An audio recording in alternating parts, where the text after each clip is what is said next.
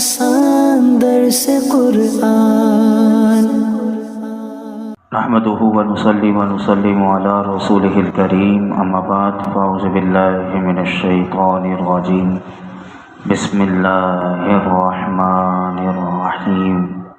ألم تر كيف فعل ربك بأصحاب الفيل؟ کیا آپ نے ملاحظہ نہیں کیا کہ آپ کے رب نے ہاتھی والوں کے ساتھ کیسا سلوک کیا؟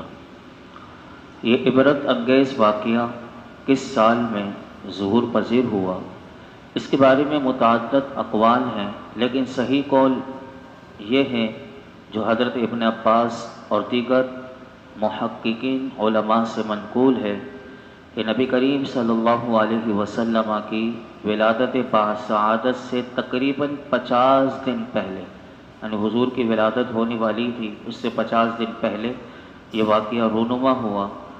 عربی مہینے کے ماہ محرم کی 17 تاریخ تھی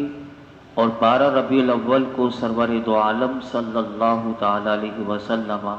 اور رونق افزائے بزم گیتی ہوئے۔ ارشاد نبوی بھی ہے کہ حضور نے فرمایا ولدت عام الفیل، کہ میری ولادت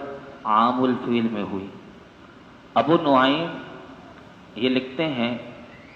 کہ حملہ آور فوج جو تھی وہ نصارہ تھی، یعنی حضرت عیسیٰ علیہ السلام کو ماننے والی تھی، اور حضرت عیسیٰ علیہ السلام کے پیروکار اور انجیل کو ماننے والے تھے۔ اہل مکہ کا اس وقت مذہب اگر آپ پڑھیں گے تو بت پرستی تھا، اور یہی وہ وقت تھا کہ جب حضور کی ولادت باسعادت سے پہلے 360 بت جو تھے وہ خانہ کعبہ شریف میں سجا کر رکھے ہوئے تھے۔ چاہیے تو یہ تھا کہ مشرکین اور ان بت پرستوں کے مقابلے میں ابرہہ جو لشکر لے کر آیا تھا اس کی مدد کی جاتی اور کعبہ خلیل کو صنم کدہ بنانے والوں کو عبرتناک سزا دی جاتی، لیکن ایسا نہیں ہوا۔ اس کی حکمت کیا ہے؟ اس کی حکمت یہ ہے کہ اب کعبے کو آباد کرنے والا، اس کو نور توحید سے روشن کرنے والے کی آمد کا وقت قریب تھا۔ ابرہہ اگرچہ عیسائی تھا، لیکن دنیا عیسائیت میں حضرت عیسیٰ اور ان کی والدہ ماجدہ کے مجسموں کی پرستش بڑی دھڑلے سے کی جاتی تھی، یعنی عیسائی جو اس وقت ماننے والے تھے حضرت عیسیٰ علیہ السلام کو، وہ اللہ کا رسول نہیں مانتے تھے بلکہ اللہ کا بیٹا سمجھتے تھے حضرت عیسیٰ علیہ السلام، اور ان کی والدہ کی بھی تو ان کی یعنی مجسمے بنائے ہوئے تھے اور اس کی پرستش کرنے والے یہ لوگ تھے۔ اس لحاظ سے اگر آپ دیکھیں تو عقیدے کے لحاظ سے مشرکین مکہ اور ابرہہ اور اس کی فوج میں اگرچہ کوئی فرق تھا تو برائے محض نام کا فرق تھا۔ اللہ تعالیٰ نے اپنے پیارے محبوب کی ولادت کے سال میں اہل مکہ پر ایسا فضل و کرم فرمایا کہ جس کا شکریہ وہ تا قیامت ادا نہیں کر سکتے۔ اسی طرح اگر آپ دیکھیں تو علماء فرماتے ہیں کہ اس سورت کا آغاز دیکھیں کس طرح ہوا، الم تر کیف فعل ربک۔ اللہ فرماتا ہے کہ آپ نے ملاحظہ نہیں کیا کہ آپ کے رب نے، الم تر کا ماننا، یہ جو معنی ہے وہ جاننا، مطلع ہونا بھی کیا گیا۔ مزید علماء کہتے ہیں لطف یہ کہ الم تر ما فعل ربک کے بجائے الم تر کیف فعل ربک فرمایا گیا، یعنی اللہ فرماتا ہے کہ آپ کے رب نے کیسا سلوک کیا۔ مقصد کیا؟ مقصد یہ کہ اس واقعے کا ظہور اور اس صورت میں ہوا کہ اس کا ہر پہلو اگر بندہ غور کرے تو فرمایا کہ انسان کو محو حیرت میں ڈال دیتا ہے، اور اس واقعے کی تفصیلات اگر صحیح طور پر بندہ سمجھے تو فرمایا کہ اللہ کی قدرت کاملہ، علم محیط اور کعبے کی عظمت اور شرف کی گواہی یہ واقعہ پورا دے رہا ہے۔ اب کیا فرمایا کہ ربک باصحاب الفیل، کہ ہاتھی والوں کے ساتھ کیسا سلوک کیا۔ ابرہہ جو بادشاہ تھا یمن کا، یہ خانہ کعبہ کو جو ڈھانے کے لیے آیا تھا تو یہ لشکر کتنا بڑا لے کر آیا تھا سنیے۔ مفسرین نے اس مقام پر لکھا کہ 60,000 یعنی جنگجو سپاہیوں پر یہ پورا ایک لشکر تیار کر کے لایا تھا، اور اس میں ہاتھیوں کا بھی ایک دستہ تھا کہ جس میں 9 یا 12 ہاتھی بھی شریک تھے، اور یہ دستہ یعنی 60,000 کا لشکر جو ہے یہ 12 یا 9 ہاتھی کے یہ پورا لشکر یعنی جھوم جھوم کر یہ آ رہا تھا، بلکہ اہل عرب نے کبھی اتنی بڑی فوج نہ دیکھی تھی، اور نہ اس قدر ساز و سامان اور اسلحہ کا انہوں نے کبھی تصور بھی کیا تھا کہ ایک خانہ کعبہ کو ڈھانے کے لیے آیا تو اتنا پورا لشکر لے کر آیا تھا۔ حالانکہ مفسرین فرماتے ہیں اسی خصوصیت کے باعث اس سارے لشکر کو یعنی جو تھا اللہ تعالیٰ نے اصحاب الفیل کہا، یعنی اصحاب الفیل کہا، یعنی اللہ نے فرمایا کیا محبوب آپ نے ملاحظہ نہ کیا کہ آپ کے رب نے ہاتھی والوں کے ساتھ کیسا سلوک کیا۔ اسی طرح اب کیا ہوا کہ چند غیرت مند قبیلے جو عرب میں تھے انہوں نے ابرہہ کا اتنی بڑی فوج کے ساتھ مقابلہ کرنے کی کوشش کی۔ ایسا نہیں کہ سارے ہی بیٹھ گئے کہ چلو خانہ کعبہ ڈھا رہے ہیں تو ڈھانے دو، ایسا نہیں، بلکہ چند غیرت مند جو عرب میں تھے انہوں نے کوشش کی لیکن کامیابی نہیں ہوئی۔ مکے والے بے بسی اور بے چارگی کی حالت میں کعبے کو چھوڑ کر ارد گرد پہاڑوں پر جا چھپے، اور کعبے کو گرانے میں بظاہر کوئی رکاوٹ نظر نہیں آتی تھی کہ اب تو یہ گر جائے گا۔ ان حالات میں اللہ رب العالمین نے اپنے گھر کو کس طرح بچایا، اور اپنے پیارے رسول کی اولین درسگاہ، کیونکہ یہ حضور کی اب اولین درسگاہ تھی، اس کی عزت اور حرمت کا سکہ جس طرح لوگوں کے دلوں پر بٹھایا، عقل انسانی اس کو دیکھ کر ایک دنگ رہ جاتی ہے، اور انسان یہ کہنے پر مجبور ہو جاتا ہے کہ جس ذات کا گھر ہے اس کی قدرت بے پناہ، اس کی حکمتیں بے قرار، اور اس کی تدبیریں لاجواب ہیں۔ جس بات کا بھی اللہ رب العالمین ارادہ فرماتا ہے وہ ہو کر رہتی ہے، جسے کوئی روک سکتا نہیں۔ یہ واقعہ سب سے پہلے شروع ہوتے ہی یہ بات انسان کو کہتا، تو جو واقعہ سن رہا ہے یا جو واقعہ تو اس قرآن کو پڑھ رہا ہے تو جان لے کے دیکھ کہ جس ذات کا گھر ہے تو وہ کیسی قدرت والا ہے، اس کی حکمتیں دیکھو تو کتنی یعنی لاتعداد بے قرار ہیں، اور اس کی تدبیر دیکھیے تو انسان دنگ رہ جاتا ہے، لاجواب ہیں۔ اب یہی بات انسان کو بتائی گئی کہ اے انسان یہ بات سمجھ لے کہ جس بات کا بھی تیرا رب ارادہ فرما لے تو پھر وہ ہو کر رہتی ہے، جسے دنیا کی کوئی طاقت روک سکتی نہیں۔ اب آگے دوسری آیت سنیے، فرمایا الم یجعل کیدہم فی تضلیل، کہ اللہ تعالیٰ نے ان کے مکر و فریب کو فرمایا کہ ناکام نہیں بنا دیا۔ ابرہہ ابھی آپ نے سنا کہ کعبہ مقدسہ کو گرانے کا عزم کیا ہوا تھا، اور اس عزم کو عملی جامہ پہنانے کے لیے اس نے پوری تدبیر کی۔ مکے کا شہر اس وقت چند ہزار لوگوں پر مشتمل تھا، یعنی جو آبادی تھی چند ہزار یعنی اس کی آبادی تھی، اس میں بوڑھے بھی تھے، بچے بھی تھے، عورتیں بھی تھے، اور اس شہر پر اتنے بڑے عظیم لشکر سے حملہ آور ہونا اس بات کا پتہ دیتا ہے کہ ابرہہ اپنی کامیابی کو یقینی بنانا چاہتا تھا، شکست کے ہر امکان کو ختم کر دینا چاہتا تھا، اور پھر جنگی ہاتھیوں کا ایک دستہ بھی اپنے ساتھ لے کر آیا تھا۔ ساری تدبیریں بتا رہی تھی، صاف صاف بتا رہی تھی کہ وہ اپنے اس ارادے کو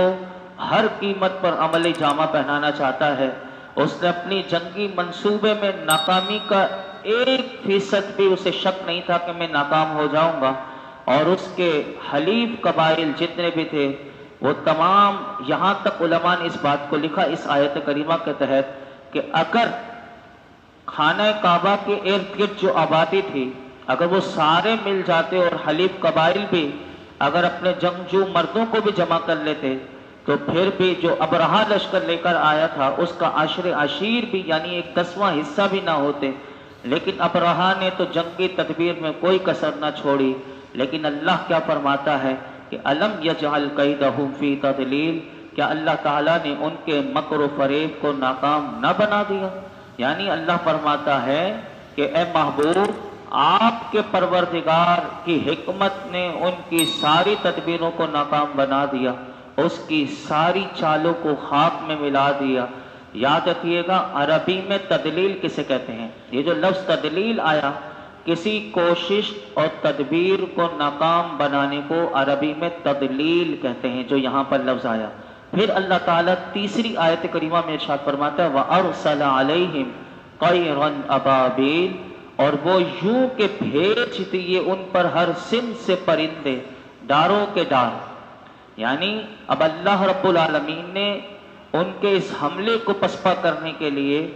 رب مصطفیٰ علیہ التحیۃ والثناء نے کیا جوابی کارروائی کی، اس آیت کریمہ میں ذکر کیا۔ اب اللہ تعالیٰ اس آیت کریمہ میں ہمیں کیا بتا رہا ہے؟ فرمایا کہ اس لشکر جرار کو کہ جو ہر قسم کے اسلحے سے لیس تھا، اس کے آنکھیں چنگارتے ہوئے مست ہاتھی اپنی سونڈیں لہرا لہرا کر وہاں خوف و ہراس پیدا کر رہے تھے، ایسے لشکر کو تباہ کرنے کے لیے اللہ تعالیٰ کو کسی غیر معمولی طاقت کے استعمال کی ضرورت ہی نہ پڑی۔ اپنے مختلف قسم کے ان گنت لشکروں میں سے اس نے چھوٹے چھوٹے پرندوں کے چند دار بھیجے، جو اشارہ اللہ کا ملا تھا کہ کن، اشارہ اللہ کا ملا، اور فرمایا وہ ساحل سمندر سے امنڈ پڑے اور چند لمحوں کی سنگباری سے اس لشکر کا پورا بھرکس نکال کر رکھ دیا۔ علامہ قرطبی رحمت اللہ تعالی علیہ یہ جو ابابیل کا جو لفظ اللہ نے استعمال کیا، اس کے بارے میں فرماتے ہیں کہ ابابیل کا معنی مجتمع ہے، بعض نے کہا اس کے معنی چند مختلف ٹکڑیوں کے بعد یکے بعد دیگر آنا، اور بعض نے اس کا معنی یہ کیا کہ ہر طرف سے ادھر ادھر سے مختلف جھنڈ نمودار ہو گئے، اور فرمایا کہ ان سب کا مطلب ایک ہی ہے۔ خلاصہ یہ ہوا کہ پرندوں کی بڑی بڑی جماعتیں اچانک سے ہر طرف سے نمودار ہو گئیں، اور ان پرندوں کو خدائی اسلحے سے مسلط کر کے بھیجا گیا تھا۔ اور وہ اللہ کا اسلحہ کیا تھا؟ تو فرمایا ان کا اسلحہ چھوٹے چھوٹے سنگریزے تھے، پتھر جو ہوتے ہیں چھوٹے چھوٹے، وہ سنگریزے کیا تھے؟ فرمایا وہ سنگریزے جنہیں آتش جہنم میں بھڑکایا گیا تھا، پکایا گیا تھا، اور ایٹمی بھٹیوں میں جو چیز پک کر تیار ہوتی ہے اس کی تباہی کا اندازہ آپ لگا سکتے ہیں کہ جو بم، یعنی جو پتھر بظاہر ہیں لیکن وہ بم کی صورت میں تھے، ان پرندوں نے اٹھائے ہوئے تھے اور وہ جہنم کی بھٹی میں تیار ہوئے تھے، اس کا حجم اتنا تھا کہ فرمایا چنے یا مسور کی دانے کے برابر ان کے پتھر کا حجم تھا، اور فرمایا لیکن اس کی قوت کا اندازہ اس بات سے لگائیے کہ فقط اسے حکم یہ ملا تھا کہ صرف ہر پرندے کو 3 پتھر کی، یعنی 2 اپنی پنجوں میں اور 1 اپنی چونچ میں، اور ہر پرندے کو 3 ہی بم برسانے کا، یعنی اس سے زیادہ نہیں۔ یہ دیکھیے یہ اللہ کی تدبیر دیکھیے کہ کیسے صرف 3 ہی، اور فرمایا کہ وہ جو 3 پتھر لے کر آئے ہوئے تھے، 1 بم انہوں نے اپنی چونچ میں، 2 بم گویا کہ اپنے پنجوں میں رکھے ہوئے تھے، اور وہ اڑتے ہوئے آئے اور آنے واحد میں پورے لشکر پر چھا گئے، اور فرمایا حسب حکم جو اللہ کا ہوا، ایک ایک سنگریزہ ایک ایک سوار کے اوپر پھینکا، یعنی جہاں اس کا نام تھا، جو سپاہی تھا، اسی کے اوپر وہ پرندہ آیا جس پر اس کا نام بھی لکھا ہوا تھا باقاعدہ، اور اس کے اوپر آیا، اور آپ حجم دیکھا کہ چنے کی دال کا کتنا سا حجم، یعنی کتنا سا معمولی سا ہوتا ہے، یا مسور کے دانے کو اگر دیکھا ہو تو کتنا سا، اتنا سا پتھر، یعنی اس کا سائز تھا۔ فرمایا کہ وہ اس میں طاقت کتنی تھی، اس کی طاقت کا اندازہ اس بات سے لگائیے، مفسرین فرماتے ہیں کہ جب وہ پرندہ اس بم کو، یعنی چھوٹے سے دانے کو چھوڑتا تھا،